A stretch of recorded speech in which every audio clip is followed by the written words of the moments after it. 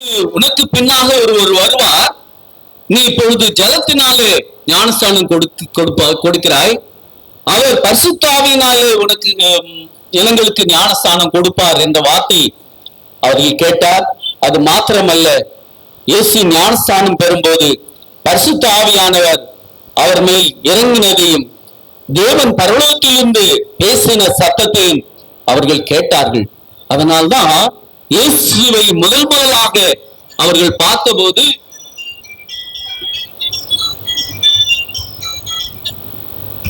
இயேசுவை முதலாக அவர்கள் பார்த்தபோது இயேசு அழைத்த போது, என் பின்னே வாருங்கள், உங்களை மனுஷனை பிடிக்க நான் ஆக்குவேன் என்று சொன்னபோது அவர்கள் அந்த வலைகளை போட்டுவிட்டு அவர் பின்னாக சென்றதாக நாம இங்க மாற்கு புத்தகத்திலே பார்க்கிறோம். அதன் பிறகு 20ஆம் அதிகாரத்துல 19ஆம் வசனத்திலே, அதாவது 1ஆம் அதிகாரத்திலே 19-20 வசனத்திலே நாம் வாசிக்கும் போது, முதலாவதாக பேதுருவையும் அவர் சகோதரரையும் அந்திரேயையும் அழைக்கிறதாக நம்ம பார்க்கிறோம்.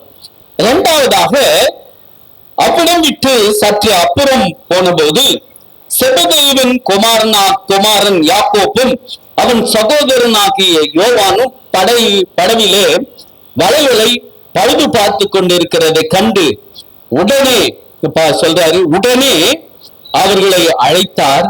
அப்பொழுது அவர்கள் தங்கள் தகப்பனாகிய செபதேயுவினுடைய கூலியாட்களோடு படவிலே விட்டு அவருக்கு பின் சான்றார்கள். அவங்க அப்பாவையும் அந்த கூலி ஆட்களையும் 2 பேரும், யோவானும்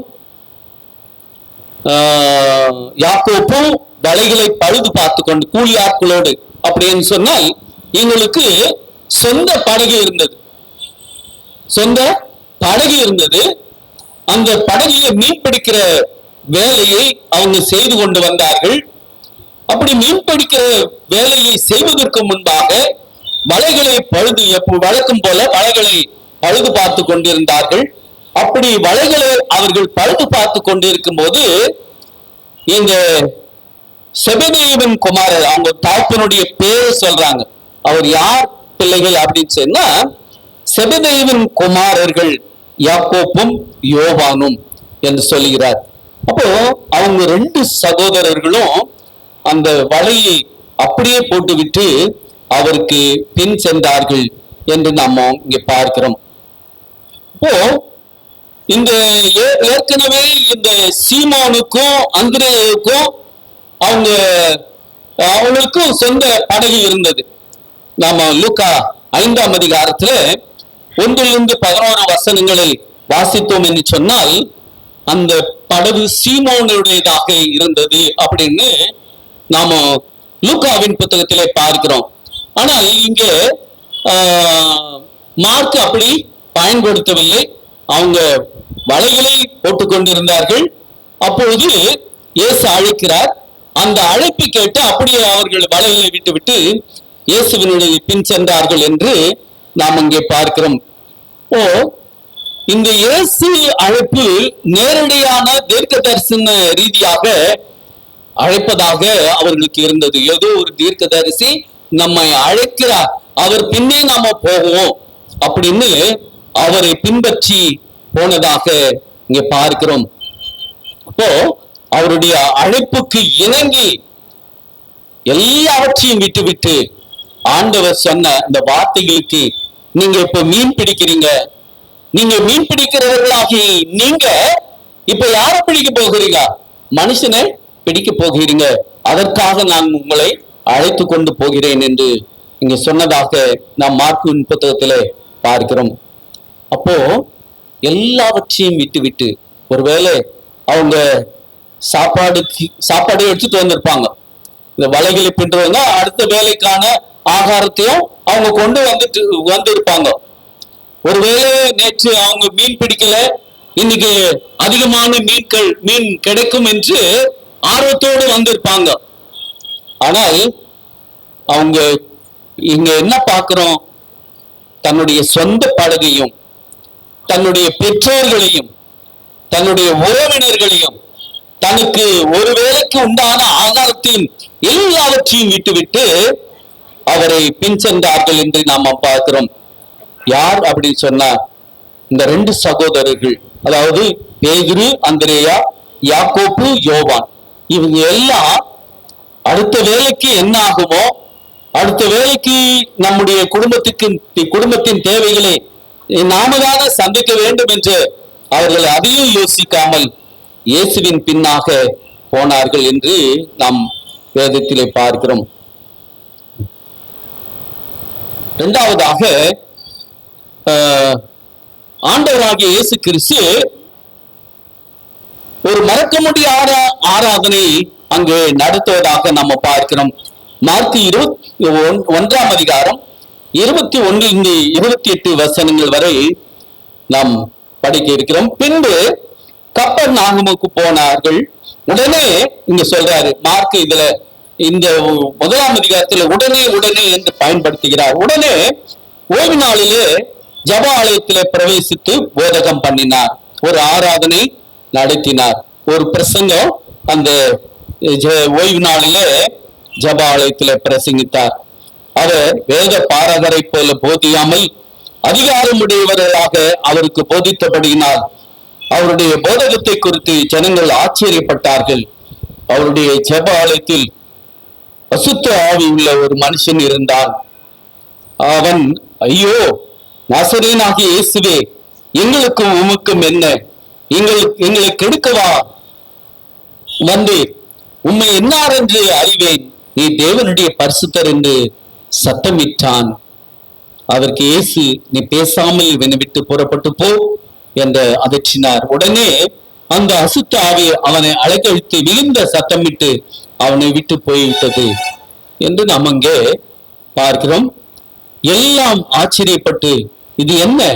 இந்த புதிய உபதேசம் எப்படிப்பட்டது? இவர் அதிகாரத்தோடு அசுத்த ஆவிகளுக்கு கட்டளையிடுகிறார், அவைகள் இவருக்கு கீழ்ப்படுகிறது என்று தங்களுக்குள்ளே ஒருவரோடு ஒருவர் சொல்லிக் கொண்டார்கள். அது முதல் அவருடைய கீர்த்தி கலிலியா நாடெங்கும் பிரசித்தமாயிற்று என்று நாம் இங்க பார்க்கிறோம். இவர் கப்பர்நாகுமுக்கு போறாரு. கப்பர்நாகுமுக்கு போயிட்டு ஒரு ஜப ஆலயத்துல போகிறாரு. போயிட்டு அவர்களுக்கு பிரசங்கம் பண்றார்.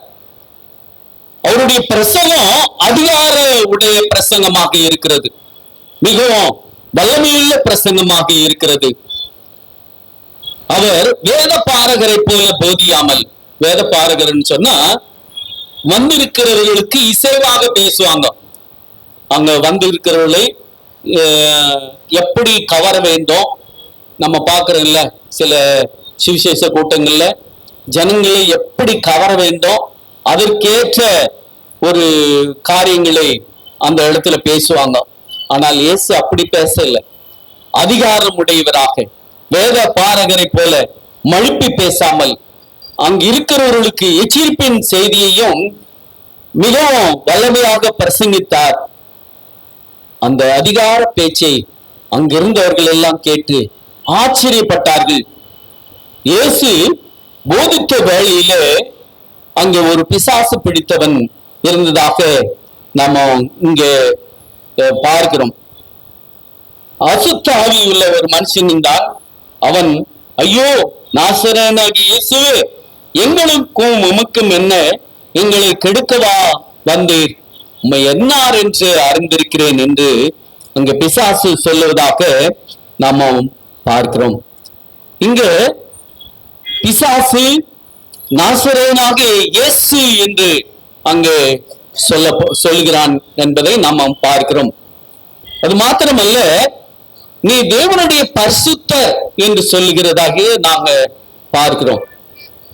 நீ தேவனுடைய பரிசுத்தர் யார் சொல்லுது? பிசாசு சொல்ற. பிசாசு சொல்லுவதை நாம் பார்க்கிறோம். இயேசு அந்த பிசாசை விரட்டினார் என்று 24ஆம் அதிகாரத்துல அங்கு நாம பார்க்கிறோம், வசனத்திலே பார்க்கிறோம்.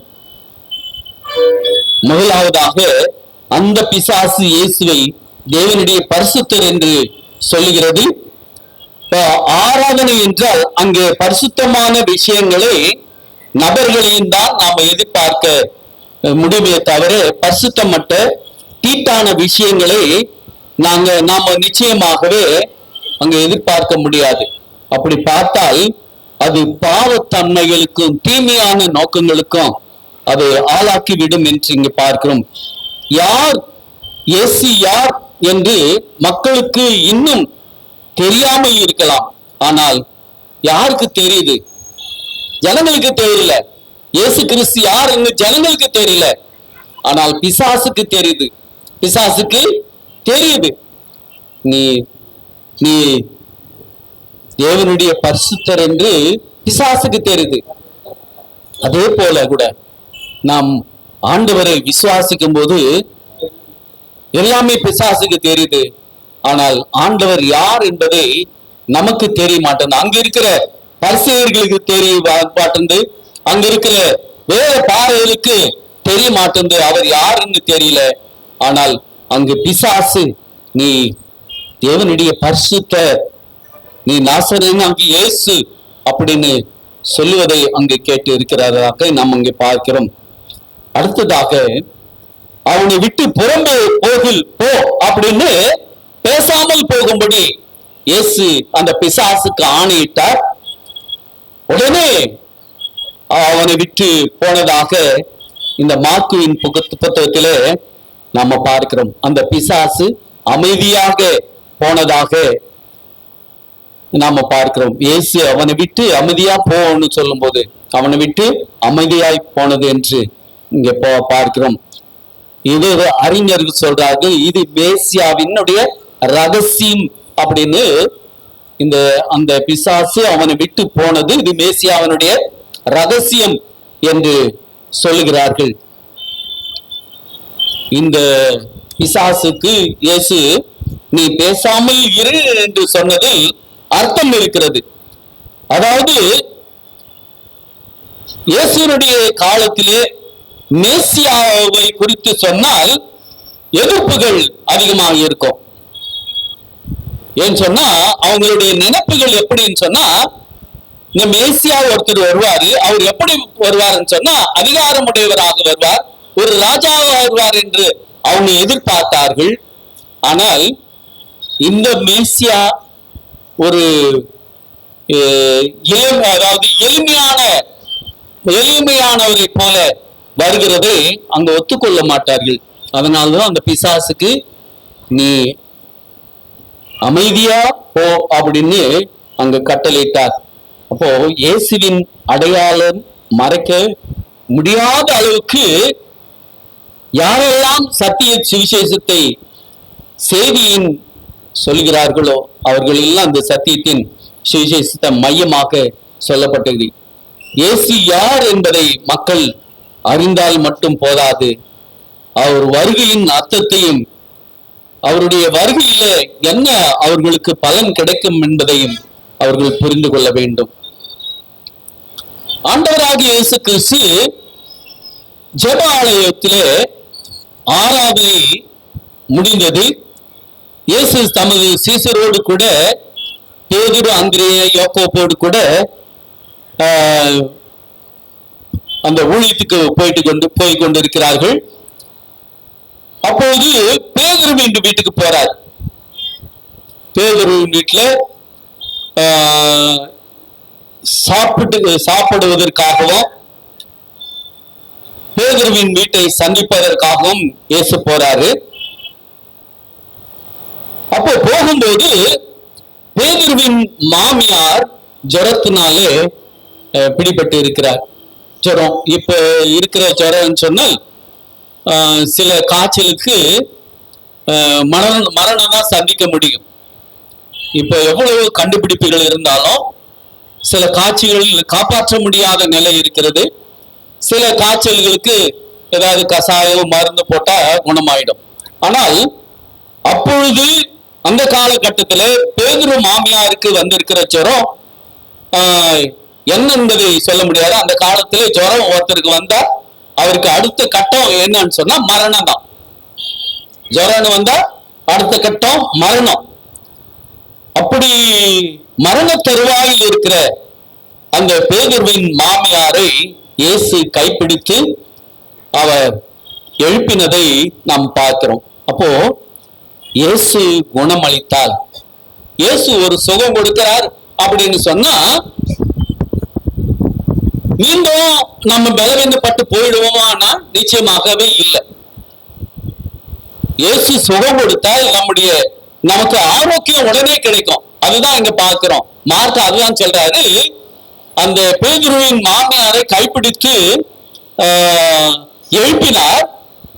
எழுப்பின உடனே அவங்க என்ன பண்றாங்களாம், அங்க வந்திருக்கிற சீசர்களுக்கும் இயேசுவுக்கும் பணிவிடை செய்யறாங்க. யாரெல்லாம் முடியுமா?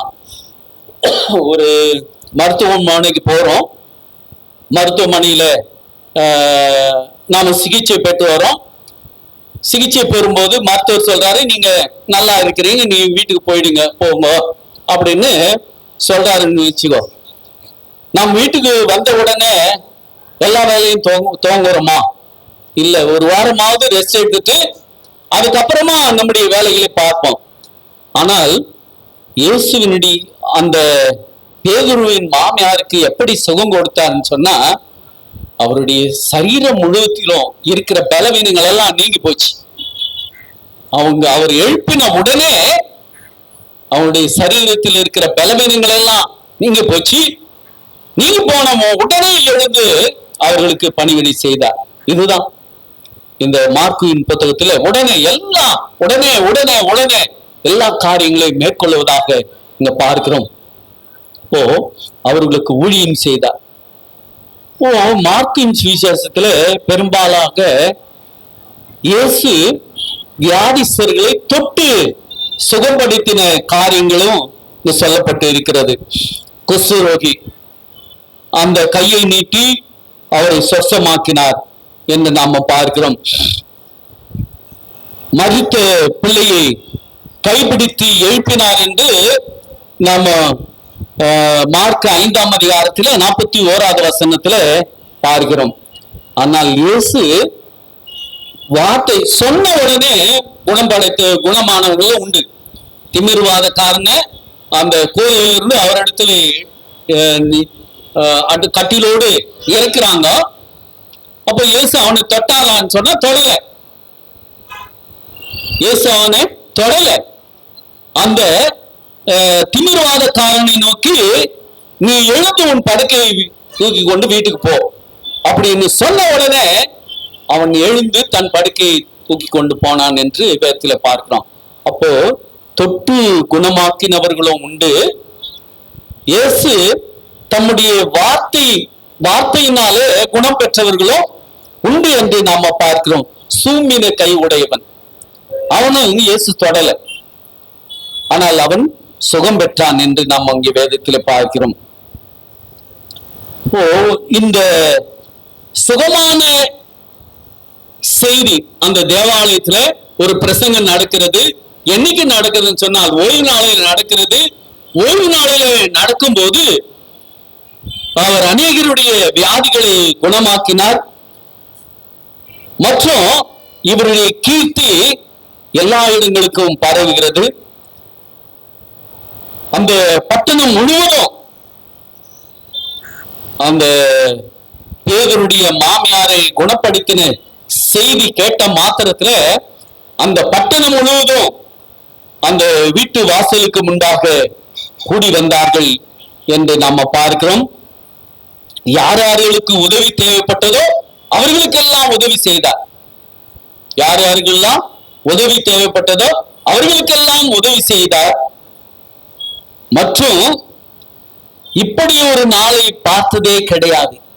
இவ்வளவு பேர் சுகம் பெற்று போனதையும் இப்படிப்பட்ட நாளையும் அவர்கள் அந்த இடத்துல அந்த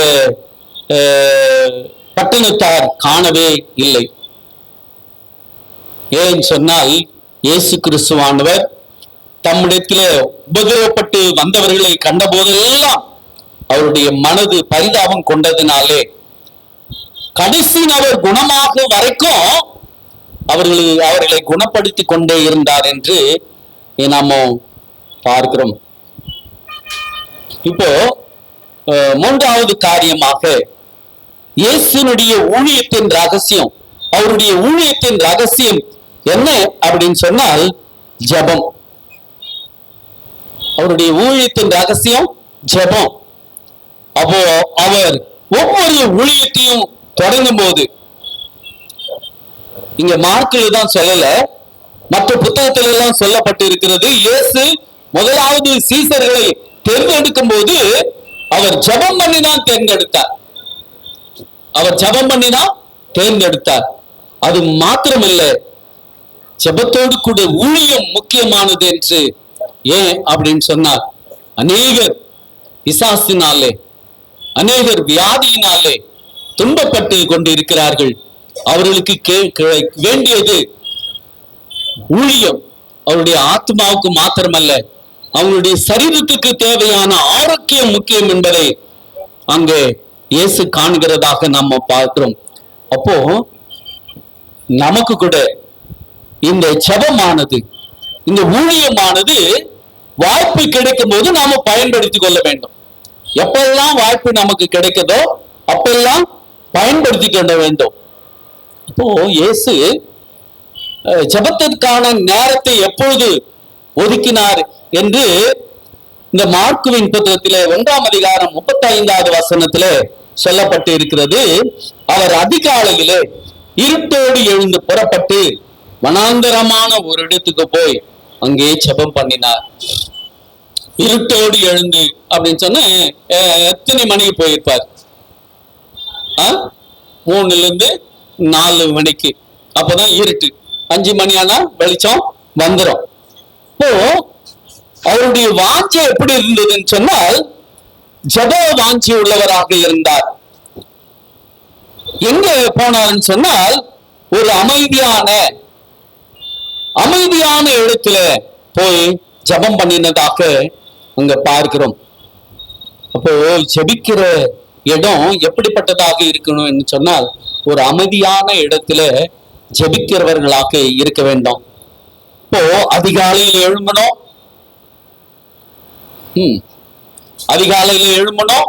அதிகாலையில எழும்பி ஜெபம் பண்ணணும். எங்க எப்படி பண்ணணும்? அமைதியான சூழ்நிலையில பண்ணணும். அப்போ இங்கே சொல்லப்பட்டு இருக்கிறது, எழுந்தார், புறப்பட்டார், போனார். எழுந்தார், புறப்பட்டார், போனார். அது பிறகு ஜெபம் பண்ணி கொண்ட எதிர்வினை சொல் மட்டும் முற்று பெறாத வடிவத்தில் உள்ளது. தொடர்ந்து அந்த ஜெபம் எவ்வளவு நேரம் ஜெபித்தார் என்று சொல்லவில்லை. அவருடைய ஜெபம் தொடர் ஜெபமாக இருக்கிறது.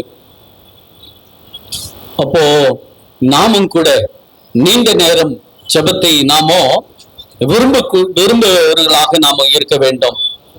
இந்த சுவிசேஷ புத்தகங்கள் முழுவதிலும் இயேசு ஒரு ஜெப வீரராக காட்டுகிறது.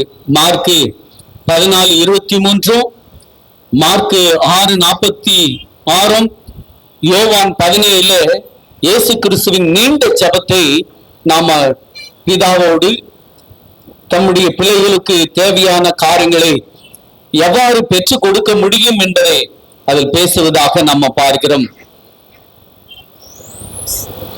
அது மாத்திரமல்ல, இங்க லூக்கா 6ஆம் அதிகாரத்துல 12வது வசனத்துல இங்க தெளிவாக லூக்கா பேசுறார்.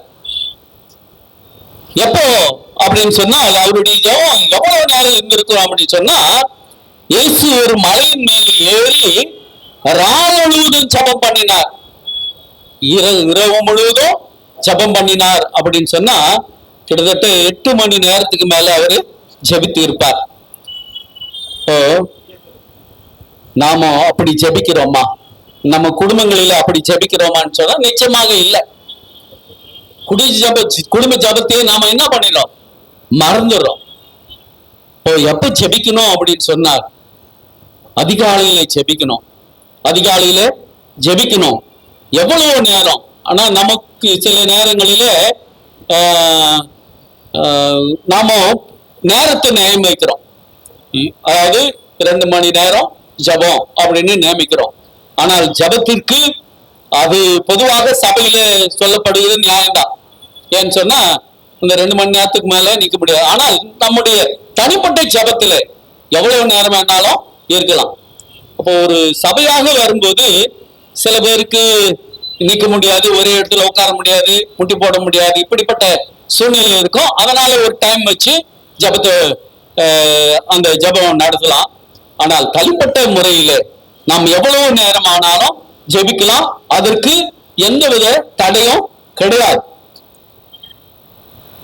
அப்போ பேதுருவும் அவருடைய நண்பர்களும் இயேசுவோடு கூட கூட போனாங்களா ஜெபிக்கிறதுக்குன்னு சொன்னா, ஆண்டவரே இயேசு கிறிஸ்து அவருடைய மரணத்துக்கு முன்பாக சொல்றார், நீ எங்க போனாலும் நான் உங்களை பின்தொடர்ந்து வருவோம் அப்படின்னு சொன்னாங்க. ஆனால் ஊழியத்தின் ஆரம்பத்துல ஆண்டவரே நீங்க ஜெபம் பண்ண போறீங்கன்னா உங்களோடு கூட வரலாம் அப்படின்னு சொல்லல.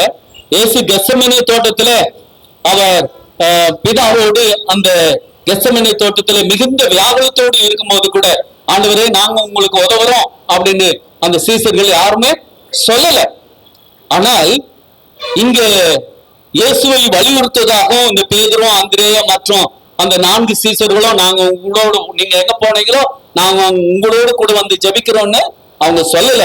ஆனாலும் இயேசு தனித்திருந்து ஜெபித்தார் என்று பார்க்கிறோம். அதன் பிறகுதான் அவரை தேடி போனதாக நம்ம வேதத்திலே பார்க்கிறோம். சரி, அடுத்த நிகழ்ச்சியாக சகோதரி அனிஷா அவர்கள் வியாழக்கிழமை மற்றும் அவங்க என்ன இந்த பாடத்துல சொல்ல இருக்கிறாங்களோ அதையெல்லாம் நம் மத்தியில சொல்லுவார்கள்.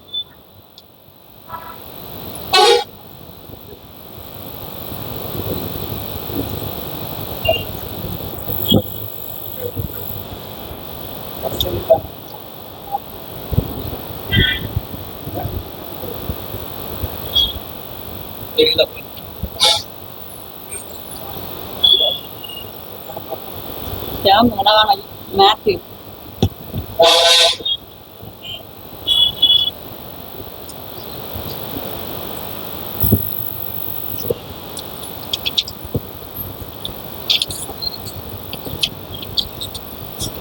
கர்த்தருடைய பரிசுத்த நாமத்துக்கு ஸ்தோத்திரம். இந்த நாள் கூட ஓய்வு நாள் பாடமாக இயேசுவின் ஊழியத்தில் ஒரு நாள் என்ற தலைப்புல தான் படிச்சுட்டு இருக்கோம். இதுல பாத்தீங்கன்னாக்கா ஏசப்பா பாத்தீங்கன்னா ஒவ்வொருத்தரு கூட ஒவ்வொரு ஊழியம் செய்யறாரு. முதலாவது பாத்தீங்கன்னா மத்தேயு கூட சீடர்களை அழைத்து மலை பிரசங்கத்துல ஊழியம் ஸ்டார்ட் பண்றாரு.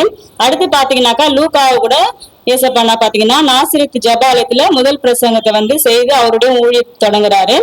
அடுத்து பாத்தீங்கன்னாக்கா யோவான் கூட ஏசப்பா பாத்தீங்கன்னாக்கா அவரையும் அழைத்து கானா ஒரு திருமணத்துல அற்புதத்தை அவருடன் ஊழியம் செய்யறாரு. மார்க்ல மட்டும் பாத்தீங்கன்னாக்கா ஏசப்பா 4 சீஷர்களை அழைக்கிறாரு. யாரும் பாத்தீங்கன்னாக்கா யாக்கோபு, யோவான், அந்திரேயா மற்றும் சீமோன் என்கிற பேதுரு 4 பேர் என்ன பண்றாரு ஏசப்பா ஊழியத்துக்காக அழைக்கிறவராக நம்ம இந்த பாடத்துல படிச்சுட்டு இருக்கோம். ஏசப்பா பாத்தீங்கன்னாக்கா இந்த பாடத்துல பாத்தீங்கன்னா 5 விதமான அற்புதங்களை செய்யறாரு. முதலாவது பாத்தீங்கன்னா அதிகாலையில பாத்தீங்கன்னா இயேசு கிறிஸ்து செய்த ஊழியம் அப்படின்றத பார்க்க போறோம்.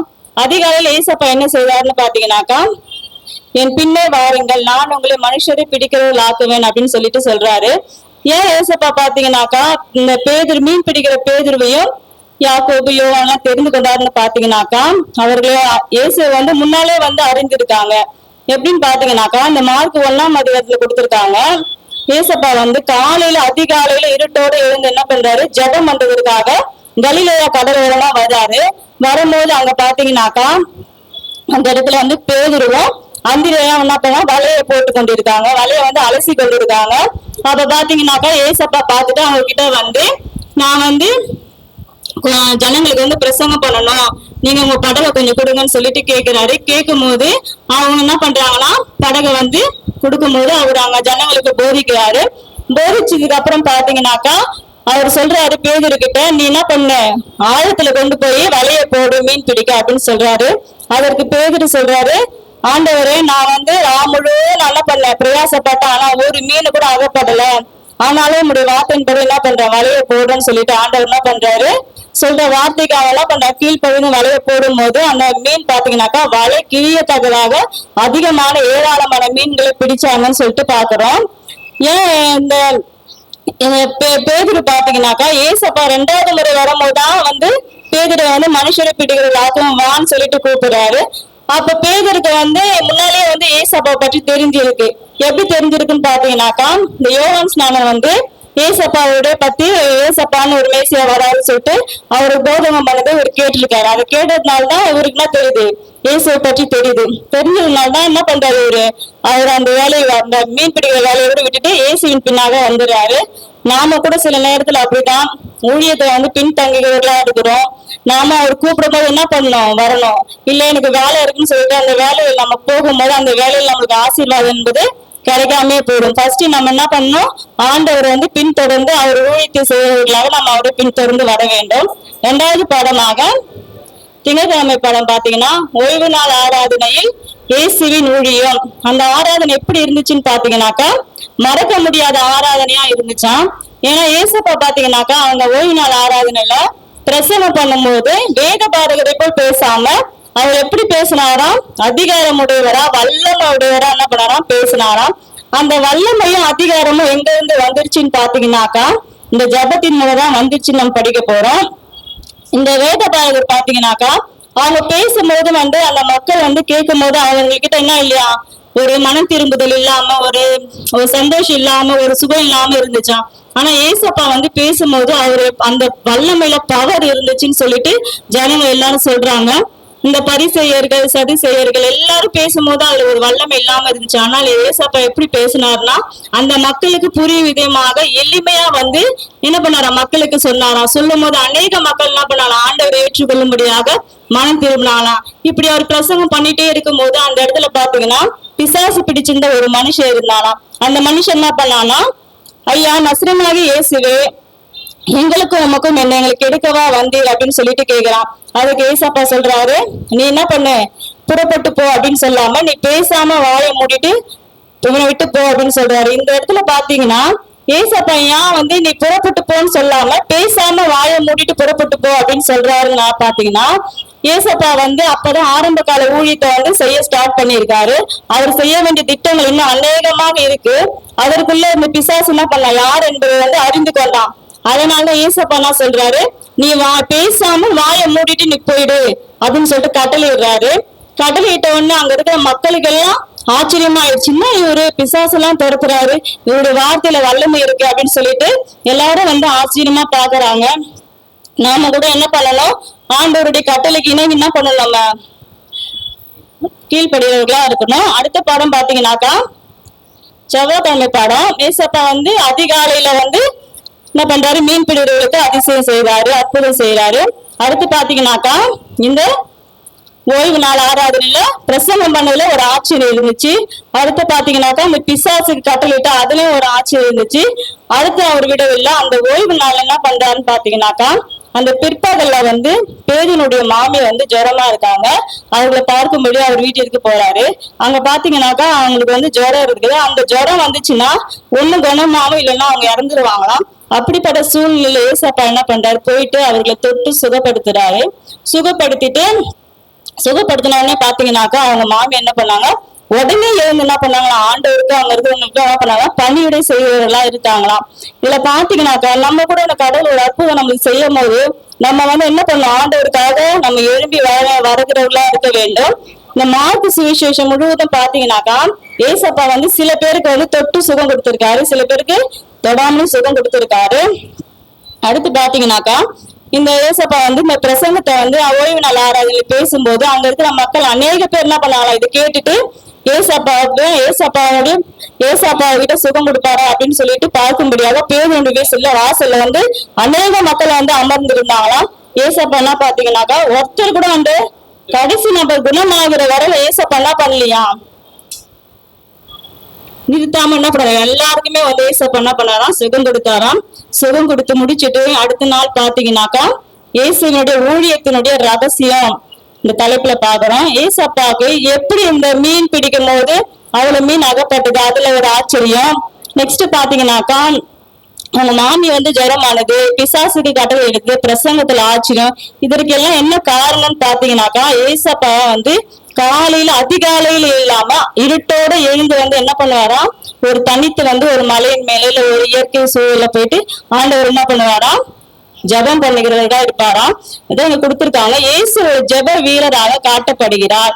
அதுதான் மத்தேயு மார்க் எல்லாம் கொடுத்திருக்காங்க. ஜெபம் பண்ணும்படி மலையின் மேல் ஏறினார். ஏசப்பா என்ன பண்றாராம்?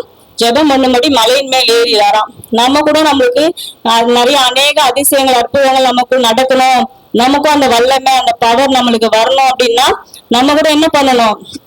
அதிகாலையில் இருட்டோடு இருந்து நம்ம என்ன பண்ண ஆண்டவரை தேடுவர்களா இருக்கணும்.